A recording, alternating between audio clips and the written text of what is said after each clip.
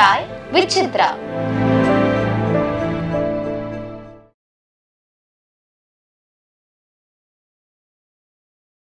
படத்தினுடைய வெளியீட்டுக்கு பின்னால லோகேஷ் கனகராஜ் என்ன சொன்னார்? இல்லை, அவரும் எதிர்பார்க்கல சார். இந்த அளவுக்கு ஒரு ஆக்செப்டன்ஸ் கிடைக்கும்னு எதிர்பார்க்கல. இன்ஃபேக்ட் நம்ம கைதி டப் பண்ணும்போது நான் நாக் ஸ்டுடியோஸோட மொட்டை மாடியில் அவர்கிட்ட கேட்டிருந்தேன். ஏன்னா அப்போவே தெரியும் அவர் மாஸ்டர் பண்ண போறாருன்னு. ஸோ அப்போவே அவர்கிட்ட கேட்டேன், சார் இந்த மாதிரி கைதியில் ஒர்க் பண்ணேன், ஏதாவது ஒரு சான்ஸ் இருந்தால் சொல்லுங்கள் சார், ஆடிஷன் பண்ணியும் நான் பண்ணுறதுக்கு ரெடி சார், பட் எதாவது இருந்தால் சார் இல்லை அதில் காஸ்ட் எல்லாம் ஃபைனலைஸ் அடுத்த படத்தில் பார்க்கலான்னு சொல்லி தான் கிளம்புனாரு. ஸோ எனக்கு கைதி முடிச்சதுக்கப்புறம் நிறைய ஆப்பர்ச்சுனிட்டிஸ் வர ஆரம்பிச்சு சார். பட் எனக்கு பயம் ஆயிடுச்சு, இது என்ன பண்ணுறது, ஏன்னா எல்லாருமே கூப்பிட ஆரம்பிச்சாங்களா. சரி ஓகே, இப்போதைக்கு வேண்டாம், அந்தகாரம் வெயிட் பண்ணுவோம், ஏன்னா வில்லன் வேண்டாம், கொஞ்சம் வெயிட் பண்ணி பார்ப்போம், ஏன்னா அந்தகாரம் ரிலீஸ் எப்போ ஆகும்னு தெரியல, பட் படம் ரெடியாக இருக்கு. ஸோ வெயிட் பண்ணிட்டு இருந்தேன். அந்த டைமில் கதைகள் கேட்டுட்டு இருந்தேன், பட் எதுவுமே நான் பிக் பண்ணல. சரி அந்தகாரம் வரட்டும், நம்ம வெயிட் பண்ணி பார்க்கலாம். ஆனால் கோல் வந்து ஹீரோ தான்றதை ஃபிக்ஸ் பண்ணிக்கிட்டீங்க. கோல் வந்து ஆமாம் லீட் ரோல் பண்ணணும், டிஃப்ரெண்ட் கேரக்டர்ஸ் பண்ணணும், அந்த மைண்ட் செட்டில் தான் இருக்கு. ஏன்னா வில்லன் ரோல் பண்ணணும்னு அது பிளான் பண்ணி வரல. சரி ஓகே, இந்த ஒரு நல்ல ஒரு ஆப்பர்ச்சுனிட்டி, பெரிய பேனர், பெரிய ஆக்டரோட படத்தில் நம்மளுக்கு ஒரு குட்டி பார்ட் கொடுக்குறாங்களே, ஸோ அதனால பண்ணது தான் கைதி. அண்ட் அஃப்கோர்ஸ் லோகேஷோட ஒர்க் பண்ணதுக்கு அந்த ஆப்பர்ச்சுனிட்டி. பட் அந்த வெயிட்டிங் ஃபேஸில் தான் திடீர்னு ஒரு நாள் டெல்லியிலேருந்து கால் பண்ணார் லோகேஷ் சார். ஃபோன் பண்ணி இந்த மாதிரி மச்சி என் கூட இன்னொரு வாட்டி ஒர்க் பண்ண ரெடியானு. ரெடி, சரி ஓகே. இது இப்போது எனக்கு தெரியும் அவர் மாதம் தான் ஷூட் பண்ணிட்டு இருக்காரு. சரி என்ன ரோல், நான் அவர்கிட்ட எதுவுமே இப்போ இன்னைக்கு வரைக்கும் நான் எதுவும் கேட்கறது இல்லை, என்ன கதை எதுவுமே இல்லை. ஃபோன் பண்ணி சொன்னார். அதுக்கப்புறம் காலே காணோம். வீட்டில் அம்மா அப்பாட்ட மட்டும் போய் சொன்னேன், இந்த மாதிரி லோகேஷ் சார் கூப்பிட்டுருக்காரு, அடுத்த படத்தில் ஒர்க் பண்ணுறது ரெடின்னு சொல்லியிருக்காரு, என்ன எதுவுமே சொல்ல, வெயிட் பண்ணி தான் பார்க்கணும். ஸோ அவங்களும் ஹாப்பி. ஸோ நான் என் ஃப்ரெண்ட் இருக்கான் விஷ், அவன்கிட்ட சொன்னேன், சரி மச்சான் இப்போதைக்கு எதுவும் சைன் பண்ண வேண்டாம், இது வெயிட் பண்ணும். 2 நாள் ஆகுது, 3 நாள் ஆகுது, 1 வாரம் ஆகுது, திரும்ப காலே வரல. சரி அவரை ஃபோன் பண்ணி கேட்கணுமா வேணாமா, சரி ஓகே அப்படியே விட்டேன். 10 நாள் கழிச்சு ஜெகதீஷ்லேருந்து கால் வந்தது, பிரதர் வெல்கம் ஆன் போர்ட்னு சொல்லி. அப்பா சூப்பர், ஓகே சரி ஓகே, இந்த மாதிரி டேட்ஸ் எல்லாம் பேசுவோம், வந்துருங்க. சரி ப்ரோ நம்ம பேசிக்கலாம்னு சொல்லி அப்படியே விட்டேன். திருப்பி 1 நாள் 2 நாள் அனௌன்ஸ்மெண்ட் வரும்னுலாம் சொல்லியிருந்தாங்க. வெயிட் பண்ணிட்டு இருக்கேன், ஐயோ வரல, ஐயோ இவங்க மறந்துட்டாங்களா, ஆக்சுவலா படத்துல இருக்கேனா. ப்ளஸ் அங்கே ட்விட்டரில் ஏதோ பார்த்தேன், டெல்லி ஷெடியூல் முடிஞ்சிச்சுன்னு. ஐயோ டெல்லி ஷெடியூல் முடிஞ்சிச்சு, இவங்க மறந்துட்டாங்களா, நான் படத்தில் இல்லைன்னு சொல்லி தான் அதுக்கப்புறம் தான் லோகேஷ் சார் வந்து, இன்ஃபேக்ட் ஐ திங்க் ஒரு காஃபி ஷாப்பில் உட்காந்துருந்தேன், அவங்க என்கிட்ட சொல்லலை, டிரெக்டாக போஸ்டரு விட்டாங்க. ஸோ அந்த காஃபி ஷாப்பில் எல்லாரும் திரும்ப பார்த்தாங்க. சரி ஓகே, ஏன்னா அஃப்கோர்ஸ் விஜய் சாரோட படம், ஸோ எல்லாருமே அது ட்ராக் பண்ணிட்டு இருந்தாங்க. ஸோ அப்படிதான் மாஸ்டர் ஒன்று அமைஞ்சது. அந்த வெயிட் பண்ணது நல்லதாக போச்சு, எதுவுமே வேற எதுவும் சைன் பண்ணாமல். ஸோ எப்படி இருந்தது விஜயோட சார்? சீன்ஸ் பண்ணுறது தாண்டி அவரோட அந்த செட்டில் ஸ்பெண்ட் பண்ண டைம் இருக்குல்ல சார், அதுதான் ஐ திங்க் நிறைய கற்றுக்க முடிஞ்சது அவர் வந்து. ஏன்னா அவரோட செட்டுக்கு வர டைமாக இருக்கட்டும், டிசிப்ளினாக இருக்கட்டும், அவர் கோ ஆக்டர்ஸை ட்ரீட் பண்ணுற விதமாக இருக்கட்டும், ஸ்டன்ஸ் பண்ணுற விதமாக இருக்கட்டும், எனர்ஜியாக இருக்கட்டும், எல்லாமே ஐ திங்க் நிறைய கற்றுக்கலாம். கேரவேனுக்கு அவ்வளோ போக மாட்டார், அங்கேயே கீழே ஒரு பாயை போட்டு தூங்குவார். ஆமாம், ஸோ அவர் அப்படிதான், வெரி வெரி சிம்பிள். ஸோ நிறைய கற்றுக்க முடியும். ஏன்னா அதான் சொல்லுங்க சார், துபாயில் நம்ம தியேட்டரில் உட்காந்து அவரோட படம் பார்த்துருக்கேன். திடீர்னு கட் டு இங்கே அவரோட சீன் ஷேர் பண்ணுறேன். இன்னும் அவர் செட்டில் இருக்காரு. பட் அவர் ஆர்டிஸ்ட் கொடுக்குற ரெஸ்பெக்டாக இருக்கட்டும், இல்லைன்னா நான் சொல்கிற மாதிரி அந்த டிசிப்ளின், அந்த பேஷன், எல்லாமே நான் நிறையா கற்றுக்க முடியும் சார். அவரோட பேசின விஷயங்கள், ஃபேமிலி பற்றி, அவரோட ஜேர்னி பற்றி எல்லாமே நிறைய பேச முடிஞ்சது சார். ஸோ ஒரு ஃபென்டாஸ்டிக் எக்ஸ்பீரியன்ஸ், வண்டர்ஃபுல் எக்ஸ்பீரியன்ஸ் அது. உங்களுடைய திரைப்பயணத்தில் மிக முக்கியமான ஒரு நபர்னு லோகேஷ் கனகராஜ் சொல்லலாம். ஏன்னா 3 முக்கியமான படங்கள், கைதி, அடுத்து மாஸ்டர் ஆட்டம், அடுத்து வந்து விக்ரம். ஒரு படத்துலையும் லோகேஷ் கனகராஜ் நீங்கள் பார்க்குறீங்க. 3 படங்களையும் ஏதாவது வித்தியாசத்தை ஃபீல் பண்ணியிருக்கீங்களா? இல்லை சார், எனக்கு இன்னைக்கு வரைக்கும், நான் இப்போ இன்ஃபேக்ட் கூலி ரிலீஸ் அன்றைக்கும் நான் அவர்கிட்ட அன்றைக்கி நைட் மீட் பண்ணியிருந்தேன். ஃபர்ஸ்ட் டே ஃபர்ஸ்ட் ஷோ அவரோட தான் பார்த்தேன். எப்படி கைதி படம் ஸ்டார்ட் பண்ணுறதுக்கு முன்னாடி இருந்தாரோ இன்றைக்கும் அவர் அப்படியே தான் இருக்கார். எந்த ஒரு சேஞ்சும் இல்லை. எனக்கு பர்சனலாக எதுவுமே அவர் சேஞ்ச் ஆன மாதிரி சுத்தமாக இல்லை. ஏன்னா என்கிட்ட எப்படி பேசிகிட்டு இருக்காரோ, எவ்வளோ வார்மாக இருக்காரோ, அது அப்படி தான் இருக்குது. மீன்ஸ் எல்லார்ட்டையும், அவர் ஏடிஸாக இருக்கட்டும், ஏன்னா இவ்வளோ வருஷமாக அந்த ஏடிஸும் ஒன்றா தான் ஒர்க் பண்ணிட்டு இருக்காங்க. அவங்களும் அப்படிதான். அந்த ஏடிஸை இப்பவும் பார்க்கும்போது யாருமே டிஃப்ரெண்டா எல்லாம் பேசுறது இல்ல. நானும் வாடா போடா, அவங்களும் வாடா போடா அப்படிதான் பேசிட்டு இருப்போம் தவிர்த்து, அந்த அந்த ஒரு ஈக்குவேஷன் அப்படிதான் இருக்கு. லோகேஷோட இருக்கட்டும், ஏடிஸோட இருக்கட்டும், அந்த டீமோட இருக்கட்டும். எல்லாருமே அப்படிதான் இருக்காங்க. யாருமே மாறவே இல்ல. அதாவது கைதியில் அவர் ஒர்க் பண்ண ஸ்டைலு, மாஸ்டரில் ஒர்க் பண்ணது, விக்ரமில் ஒர்க் பண்ண ஸ்டைல் இதில் இல்ல சார். இல்ல. அது அப்படியே தான் ஒர்க்கிங் இருக்கு. ஸ்டைலும் அதே ஆமாமா. வொர்க்கிங் அதுதான் ஸ்டைல் அதேதான். ஐ திங்க் நெறைய ஃப்ரீடம் அவரோட ஏடிஸுக்கு குடுப்பாரு. ஷூட்டிங் ஸ்பாட்லயும் இருக்கட்டும். எப்படி ஃபர்ஸ்ட் சீன்ஸ எக்ஸ்பிளைன் பண்ணாங்களோ, அப்படிதான் மாஸ்டர்ல என்ட்ட எக்ஸ்பிளைன் பண்ணாரு.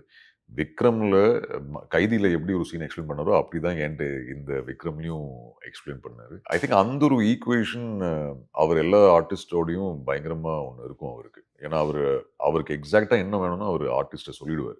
இதுதான் நான் எதிர்பார்க்கிறேன். அது நீங்க டெலிவர் பண்ணிக்கோங்க. அதுதான். ஸோ அது இல்ல. எனக்கு 3 படத்துலயும் அப்படிதான் அவரு பெர்சனலா வந்து தான் சீன் எக்ஸ்பிளைன் பண்ணாரு. அது எங்கேயுமே மாறவே இல்ல. ஒன்லி டிஃபரன்ஸ் மாஸ்டர்ல எனக்கு கதை சுத்தமா தெரியாது. 15 நாள் ஷூட் முடிச்சதுக்கு அப்புறம் தான் வந்து ஒரு நாள் ரூமுக்கு கூட்டிட்டு வா இன்னைக்கு கதை சொல்றேன்னு சொல்லி சரி ஓகே நீ நீ அவரா வந்து நான் கதையை சொல்றேன்னு சொன்னாரு. விக்ரம்ல அந்த சீன் மட்டும் எக்ஸ்பிளைன் பண்ணாரு. பட் விக்ரமோட கதை எனக்கு தெரியும். ஏன்னா முன்னாடி பேசிருப்போம். ஏன்னா அப்போ நான் இல்ல. அந்த கிளைமேக்ஸ் சீன் அப்போ எழுதல அவரு. லாஸ்ட்ல தான் இந்த மாதிரி ஒண்ணு இருக்கும். ரோலெக்ஸ்னு அந்த கேரக்டர் பேர் இருக்கு. என்னோட பார்ட் அவர் எழுதல. அன்பு வருவார்னு தெரியல. ஏன்னா அந்த கைதியில அந்த ஃபயர் எக்ஸ்டிங்விஷர் வச்சு நான் அடிச்சிருப்பாரு. ஸோ முன்னாடி எல்லாம் பேசிட்டு இருந்தோம். இந்த மாதிரி ரோலெக்ஸ் கேரக்டர் ஒண்ணு வரும் கிளைமேக்ஸ்ல. ஸோ இப்படி பேசிட்டு அது முதல்ல ஃபிக்ஸ் பண்ணிட்டாரு. ஆமா. ஃபர்ஸ்ட் டே ஃபிக்ஸ் பண்றேன். இந்த மாதிரி ஒண்ணு ஒரு கேரக்டர் ஒண்ணு இருக்கும். அது சூர்யா தான் அப்படின்றது தான் லேட்டா ஆமா தெரிஞ்சு கேரக்டர் ஃபிக்ஸ் ஆனது. பட் அவர் அப்போயே சொல்லியிருந்தாரு பண்ணாருன்னா சூப்பரா இருக்கும். பட் பண்ணுவாரு இல்லையான்னு தெரியல. ஸோ ரோலெக்ஸ் கேரக்டர் இருக்கும். அன்பு ரோலெக்ஸை மீட் பண்ணணும்னு அப்போ இல்லை. எனக்கும் தெரியல. அவர் ரேண்டமா சரி ஒரு நாள் நான் ஒரு படம் ஷூட் பண்ணிட்டு கோவால இருந்தா அப்போ ஃபோன் பண்ணி சொன்னாரு வந்துரு மச்சி ஒரே ஒரு நாள் ஷூட் இருக்கா சரி ஓகே வந்துடுறேன் சொல்லி ப்ரொடக்ஷன் பர்மிஷன் கேட்டு அப்படிதான் விக்ரம் நடந்தது. ஸோ அப்போ சூர்யா சாரோட அவர் தான் சூர்யா சார்கிட்ட இன்ட்ரடியூஸ் பண்ணாரு. சூர்யா சார்கிட்ட பேசி அவர் சொன்ன மச்சி இதுதான் உன் டயலாகு, இதுதான் சீன், இப்படி ஸ்பீக்கர் வால்யூம் இன்க்ரீஸ் பண்ணுவாங்க, நீங்கள் டயலாக சொல்லணும். அவர் வந்து எஸ் சார் நோ சார்னு சொல்லுவார். ஓகே ஸோ அப்படி தான் அந்த சீன். ஸோ இல்லை எந்த எந்த ஒரு சேஞ்சும் இல்லை சார். அவர் எப்படி ஃபர்ஸ்ட் படம் கைதியில் எப்படி டைரக்ட் பண்ணாரோ அப்படி தான் என்கிட்ட விக்ரம் வரைக்கும் வந்திருக்காரு. லோகேஷ் கனகராஜ் ஸ்டைலில் ஷூட்டிங் எப்படி இருக்கும்? உங்களுக்கு ஒரு காட்சியை விளக்கிறாரு, நீங்கள் நடித்து முடிச்சோடனே அதில் கரெக்ஷன் சொல்லுவாரா, இல்லை பெர்ஃபார்மன்ஸ் இது மாதிரி இருக்கணும் அப்படின்னு நடித்து காட்டுவாரா? இல்லை அவர் நடிச்செல்லாம் காட்டவே மாட்டார். அவர் சொல்லுவார். பட் நிறைய நம்ம டிஸ்கஸ் பண்ணலாம் சார் அவர்கிட்ட. இப்போ ஒரு எக்ஸாம்பிளுக்கு சொல்கிறேன். இப்போ கைதியில் அந்த படிக்கட்டில் இறங்கி வந்து ஒரு சின்ன அந்த பேக்கெட் இருக்கும். அந்த கோகேனோட பேக்கெட். ஸோ அது வந்து ஆக்சுவல் பிளான் படி நார்மலாக இங்கே கொஞ்சம் கொட்டிட்டு இப்படி இழுப்பான். ஸோ நான் அன்றைக்கி லோகேஷ்கிட்ட கேட்டேன் சார் இந்த மாதிரி இது ஃபைனல் கில் சார், இது ஃபுல் பேக்கெட் நம்ம யூஸ் பண்ணிக்கலாம். மச்சி சூப்பர்ரா ட்ரை பண்ணு பார்க்கலாம். ஸோ அப்படி ஸோ ரொம்ப கொலாபரேட்டிவான ப்ராசஸ் தான். இப்போ அந்த லைஃப் டைம் செட்டில்மெண்ட் டயலாகே வந்து அப்போ இல்லை. ஷூட் பண்ணிட்டு இருக்கோம் எல்லாம் ரெடி. ஸோ சார் இந்த டேபிள் இழுத்து ஒரு டயலாக் ஒன்று சொல்லணுமேடா, ஏதோ ஒரு 5 மினிட்ஸ்னு சொல்லி அவர் அப்படியே செட்டில் நடந்து வந்து லைஃப் டைம் செட்டில்மெண்ட் சொல்லிடு. லைஃப் டைம் செட்டில்மெண்ட் சொல்லிடு. ஆமா இந்த பேப்பர்ல 5 பேர் போலீஸ்காரன் பேர் இருக்கு, இவங்க தலை கொண்டு லைஃப் டைம் செட்டில்மெண்ட் அவ்வளோதான் ரெடி, ஷார்ட் ரெடி, இப்படிதான். சரி ஓகே. ஸோ அப்படி ஆன் த ஸ்பாட் வந்து டயலாக் தான். பட் இல்லை அவர் நடிச்செல்லாம் காட்ட மாட்டார். சப்போஸ் அப்போ அவருக்கு அந்த பெர்ஃபார்மன்ஸ் பிடிக்கல, ஒன்ஸ் மோர் தேவைப்படுதுன்னா அவர் வந்து சொல்லுவார் இந்த மாதிரி மட்டும் பண்ணிக்கூடாது. பிகாஸ் இன்னொரு எக்ஸாம்பிள் சொல்லணும்னா மாஸ்டரில் கொஞ்சம் இந்த மாதிரி ஒரு சைடுக்கு பெண்ட் பண்ணி தான் நிற்பான். தாஸோட கேரக்டர் என்னோட கேரக்டர் அது அவர் சொன்னது தான். இதில் மச்சி கொஞ்சம் கெத்தா இந்த மாதிரி ஒரு சைடுக்கு நில்லு. சரி ஓகே அது படம் ஃபுல்லாக இப்படி ஃபாலோ பண்ணிக்கோ. ஸோ அது அவர் சொன்ன இன்புட் தான். குட்டி குட்டி இன்புட்ஸ். பட் பெர்ஃபார்மன்ஸ் அவருக்கு கிடைக்கலன்னா டெஃபினட்டாக ஒன் மோர் தான். விக்ரம் படத்தினுடைய கதாநாயகன் கமல்ஹாசன் எப்போ முதல்ல சந்திச்சிங்க? விக்ரமோட கதை என்கிட்ட சொல்லியிருந்தாரு. அவரு வந்து எங்க ஃபிலிம் சிட்டியில் ஷூட் பண்ணும்போது ஒரு நாள் லோகேஷ் அவருக்கு தெரியும் எவ்வளோ பெரிய ஃபேன் தெரியும். ஸோ அவர் சொன்னார் இந்த மாதிரி மச்சி ஸ்டன் பண்ணிட்டு இருக்காரு, செம்ம ஆப்பர்ச்சுனிட்டி, எங்கே இருக்கேன்னு எனக்கு தெரில, பார்க்கறேன்னா இப்போ வந்து பார். உடனே 30 மினிட்ஸில் வந்தேன் ஃபிலிம் சிட்டிக்கு வந்து அப்படியே வெயிட் பண்ணிட்டு இருக்கேன். ஸோ அப்போ தான் ஃபர்ஸ்ட் டைம் கமல் சாரை பார்க்குறேன். அந்த காரம் டைமில் அட்லீஸ்ட் சார் ஆஃபீஸ்க்கு கூட்டிகிட்டு போயிருந்தாரு. பட் ஜஸ்ட் ஒரு 2 மினிட்ஸ் தான் பார்க்க முடிஞ்சு. நேராக காலில் இப்படி விழுந்துட்டேன். அது அவருக்கு பிடிக்காது. பட் ஆனாலும் நான் அட்லீஸ்ட் சார்கிட்ட கொஞ்சம் கேட்டுருங்கன்னு சொல்லி அப்படியே ஃபுல் ஃப்ளாட் பேச்சே வரல. ம். அதுக்கப்புறம் அவர் போயிட்டாரு. அதுக்கப்புறம் விக்ரம் அந்த ஷூட்டிங் அந்த ஜெயிலுக்குள்ள ஒரு ஆக்ஷன் பிளாக் டைம்ல தான் லோகேஷ் சார் கூப்பிட்டாரு. அதுதான் அட்வான்டேஜ். லோகேஷ் சார் பர்சனல் தெரியும் ஒரு அட்வான்டேஜ் அவரு. ம். வந்துரு மச்சி ஷூட்டிங் ஸ்பாட்க்கு வந்துருன்னு சொல்லி அப்பதான் ப்ராப்பரா அவர் பெர்ஃபார்ம் பண்றது, அந்த ஸ்டன் சீக்வன்ஸ் பண்றது. பட் அப்பவும் பேசல சார். ம். பேச்சே வரல. ம். பக்கத்துல நின்று இருந்தாரு. அவர் மானிட்டர் பார்த்துட்டு இருந்தா அப்படியே அவரை பார்த்துட்டு இருந்தேன். அதுதான் லோகேஷ் சார் சொன்னாரு, மானத்தை வாங்காதடா, மானிட்டரை பாரு, அவரை இப்படி பார்த்துட்டே இருக்காரு. சரி, ஓகே. ஸோ அன்னைக்கு மட்டும் இன்ட்ரடியூஸ் பண்ணி திரும்ப வந்துட்டேன். அதுவும் சொல்லிட்டேன், சார் நான் இதுக்கப்புறம் செட்டுக்கு வரல, எனக்கு பயங்கர ப்ரெஷர் ஆகுது அவரை பார்த்து உடனே, ஸோ வேண்டாம். ஸோ அன்னைக்கு மீட் பண்ண கிளைமேக்ஸ் ஷூட் பண்ணும்போது அவர் மறுபடியும் வந்திருந்தாரு. ஸோ அப்போ மட்டும் திருப்பி ஹாய் ஹலோன்னு சொல்லி அவ்வளோதான். அப்போ பேசக்கூடிய வாய்ப்பு அமைஞ்சதா? இல்லை சார், அவரெல்லாம் பார்க்கும்போது பேச்சே வராது சார். இந்த மாதிரி அதான் சொல்றேன்ல, இப்போ ஷூட் பண்ணும்போது கண்டிப்பா பேசலாம். பட் இல்லைன்னா இந்த மாதிரி அவர் அன்னைக்கு வந்திருந்தாரு அந்த ஷாட்டுக்கு. ஏன்னா அவர் பின்னாடி தான் தம்மு பத்தி வச்சு நடக்கணும். நிறைய வாட்டி கேட்டேன், sir first shot sir Kamal சாரோட பத்த வைக்கணுமா சார், நிறைய வாட்டி லோகேஷ் கிட்ட கேட்டேன். இல்லை நீ பத்த வைன்னு அவர் தான் சொன்னாரு. ஸோ இல்லை அவ்வளோ பேசல, இன்ட்ரடியூஸ் பண்ணி அப்படி ஓரமா போய் உட்காந்துட்டேன். பல படங்கள் நீங்கள் நடிச்சிருக்கீங்க. இந்த படங்களில் வந்து நீங்கள் ரொம்ப டஃப்பாக ஃபீல் பண்ணது நடிக்கிறதுக்கு? ஐ திங்க் ரசவாதியாக தான் சார் இருக்கும். சாந்தகுமார். சாந்தகுமார். ஆமாம் ஆமாம். அது டஃப்னா பெர்ஃபார்மன்ஸில் டஃப் இல்லை. பட் அந்த கால் இப்படி இருக்கும்ல, ஸோ ஸ்டண்ட் அப்படி பண்ணுறது, பைக் அப்படி ஓட்டுறது, அது கொஞ்சம் கஷ்டமாக இருந்தது. பட் அதர்வைஸ் இல்லை சார், பெருசாக ரொம்ப முடியல அப்படியெல்லாம் எந்த படமும் பண்ணல. இதுவும் கொஞ்சம் ஒரு ஒரு என்ன சொல்கிறது, ஒரு ஏன்னா நிறைய வாட்டி காளி சாரை இப்படி தூக்கணும் பேக்ல. அண்ட் விஷால் கட்டே சொல்ல மாட்டான், அப்படியே ஓடுங்க நடந்து வாங்க, சரி ஓகே ஸ்பீட் இன்னும் ஸ்பீட்லாம் சொல்லுவான். ஸோ அது கொஞ்சம் டஃப்பாக இருந்தது. பட் அதர்வைஸ் இல்லை இல்லை, ஐ திங்க் ரசவாதியோட அந்த அந்த கால் அப்படி வச்சு அந்த ஸ்டண்ட்லாம் பண்ணுறது கொஞ்சம் கஷ்டமாக இருக்கும். ஒரு படத்தை ஒத்துக்கிறதுக்கு அர்ஜுன் தாஸுடைய கிரைட்டீரியா என்ன? ஐயோ சார், அப்படி கிரைட்டீரியல் இல்லை சார். ஒரு ஒரு டைரக்டரோட விஷன், அவங்க நம்பி ஒரு ஒரு கதையை நரேட் பண்ணுறாங்க. அது ஒரு ஒரு இன்ஸ்டிங் தான் சார், ஒரு கட் ஃபீலிங் ஒன்று இருக்கும்ல. சரி ஓகே, இது நம்மளுக்கு இது பண்ணலாம், இது நல்ல கதை, இதில் பாட்டாக இருக்கும்னு சொல்லி அந்த அந்த ஒரு கட் இன்ஸ்டிங் தான். ஒரு நல்ல டீம், நல்ல டிரெக்டருக்கு என்ன பிடிக்கணும், எனக்கு டிரெக்டரை பிடிக்கணும், 2 பேரும் அப்போ தான் நம்மளோட 100% கொடுக்க முடியும். அப்படிதான். பட் இது வரைக்கும் பீன் வெரி ஃபார்ச்சுனேட் சார். நல்ல நல்ல டிரெக்டர்ஸோட ஒர்க் பண்ணுறதுக்கு அந்த சான்ஸ் கிடச்சிருக்கு. அது வசந்த பாலன் சாராக இருக்கட்டும், சாந்தகுமார் சாராக இருக்கட்டும், மதுமிதாவாக இருக்கட்டும், ஹலிதாவாக இருக்கட்டும், ஸ்ரீகாந்த் நம்ம நடித்த படம், ஸ்ரீகாந்தாக இருக்கட்டும், விஷால் வெங்கட், எல்லாருமே ஃபேண்டாஸ்டிக் டிரெக்டர்ஸ். ஸோ அப்படி க்ரைட்டீரியா எல்லாம் எதுவுமே இல்லை சார். நல்ல கதை, நல்ல டீம், டிரெக்டருக்கு என்ன பிடிச்சிருக்கா, எனக்கு டிரெக்டர் பிடிச்சிருக்கா, அந்த வைப் கரெக்டாக இருக்கா, நம்ம 100% போய் டெலிவர் பண்ணலாமா, அந்த அந்த ஒரு ஹங்கர், அந்த ஒரு பேஷன் இருக்கும்ல அந்த டீமுக்கு. இப்போ ஒன்ஸ் மோர் நீங்கள் பார்த்தீங்களா, எல்லாருமே அந்த அந்த ஹங்கர், அந்த பேஷனோட இருப்பாங்களே, அது இருந்ததுன்னா. இப்போ விஷாலோட டீமும் அதுதான். இது பாம்போட ப்ரமோஷனுக்காக சொல்ல, பட் இந்த டீமும் அப்படிதான். அந்த அந்த ஒரு பசி இருக்கும். சரி ஓகே, இது பண்ணணும், நம்ம ஹார்ட் ஒர்க் பண்ணணும். ஸோ அந்த அந்த மாதிரி தான், அதுதான் சார் கிரைட்டீரியா. பாம் திரைப்படத்தையே எடுத்துக்கிட்டோம்னா, இந்த படத்தை நீங்கள் நடிக்க காரணமாக அமைஞ்சது எதுன்னு சொல்லலாம்? ஹிந்தி படம் ஒன்று நான் ஷூட் பண்ணிட்டு இருந்தேன் சார் மதுமிதாவோட. ஸோ விஷால் வந்து மதுமிதாவோட அசோசியேட் ஆக்சுவலாக. ஸோ 10 நாள் கோவா வந்திருந்தாரு ஷூட் பண்ணும்போது. ரொம்ப ஹார்ட் ஒர்க்கிங் பையன், ஓடிட்டே இருப்பான் செட்டில்.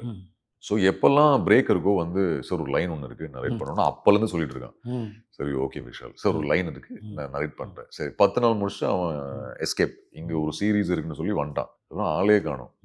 முடிச்சுட்டு சென்னை வரேன், ரசவாதி ஷூட் போயிட்டுருக்கு, கால் அடிக்கிறான், சார் இந்த மாதிரி ஒரு கதை நரேட் பண்ணணும். சரி லைன் தானே இருக்கு. இல்லை சார் கதையே நரேட் பண்ணோம். சூப்பர். நான் சொன்னேன், விஷால் நான் மதுரையில் இருக்கேன், வந்ததுக்கப்புறம் கேட்டுங்க. இல்லை சார் நான் மதுரை வந்துடுறேன். சரி ஓகே வாங்கன்னு சொல்லி மதுரையில் நான் தங்குற ஹோட்டலுக்கு வந்தார். அடுத்த நாள் வந்தார். அவரோட ஸ்கிரிப்ட் எழுதினவர் கூட, அவரும் அவரோட டீமோட வந்தார், நரேட் பண்ணார். கதை கேட்டு கதை ரொம்ப பிடிச்சிருந்தது. ஆனால் நான் தான் ஃபர்ஸ்ட் கேள்வி நான் விஷால் கேட்குறேன், விஷால் ஷோரா மணிமுத்து கேரக்டர் நான் தான் பண்ணணுமா? ஏன்னா ரொம்ப டிஃப்ரெண்ட்டாக இருக்குது.